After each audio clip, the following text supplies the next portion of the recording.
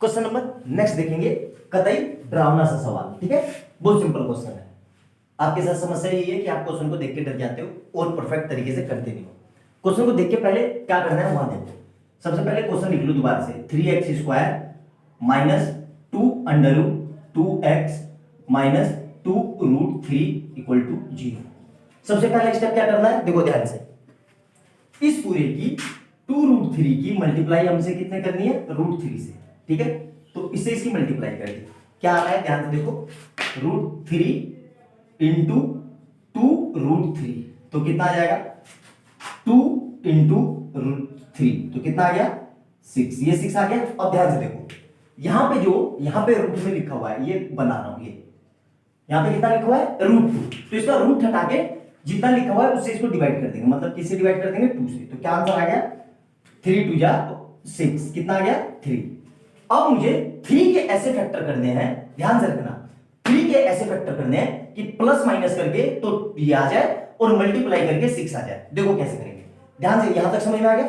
अब देखो ध्यान से, ये स्टेप इरेज कर रहा हूं, तो मैं क्या लिख रहा हूं ध्यान से देखो, मैं लिख रहा हूं 3x स्क्वायर, और इस पूरे को मैं ये लिख सकता हूं 3, यहां पे लिख लो 3x और मल्टीप्लाई करके जगह छोड़ दो, और इधर से लिख लो फिर x, यहां पे क्या लिख लो x और मल्टीप्लाई करके जगह छोड़ दो, और कितना लिखा है माइनस 2 रूट 3। ठीक है, यहां तक समझ में आया। अब देखना ध्यान से देखना, दोनों के साथ क्या है रूट 2, तो यहां पे लगा दो रूट 2 और यहां पे भी रूट 2, यहां पे भी रूट 2। अब देखो ध्यान से, अब रीअरेंज कर लो इसको, तो कितना आ रहा है 3x square minus 3 root 2x, और इधर से कितना आ रहा है माइनस का रूट 2x और माइनस का 2 रूट 3 इक्वल टू 0।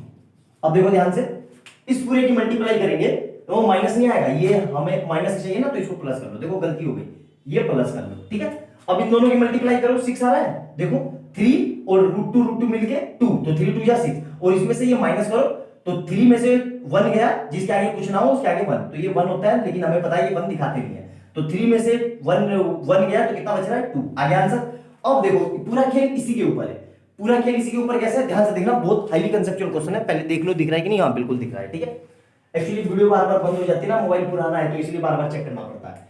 अब देखना ध्यान से, इस पूरे में से कुछ कॉमन आ रहा है, सर नहीं कॉमन आ रहा है, ये 1 लिखो ना लिखो कोई फर्क नहीं पड़ता है, लेकिन इसको मैं ये लिख सकता हूं, ध्यान से देखना, ये तो मेरा एज इट इज रहा, क्या रूट 3x स्क्वायर। अब ध्यान से देखना, क्या इस पूरे को मैं ये लिख सकता हूं, ध्यान से देखना, माइनस इस 3 को मैं ये लिख सकता हूं रूट 3 इंटू रूट 3। ठीक है, और इंटू रूट 2 ऑलरेडी था, और यहां पे क्या है x। यहां तक समझ में आया। अब ध्यान से देखना, अब ये पूरा एज इट इज रहा, इसको मैं चेंज नहीं कर रहा हूं, तो मतलब ये आ गया। अब फिर से इस पूरे को मैं ये लिख सकता हूं minus root 2 into root 2 into root 3। ये चीज समझ में आई कि नहीं, बहुत अच्छा, बहुत प्यारा, बहुत कंसेप्चुअल क्वेश्चन है।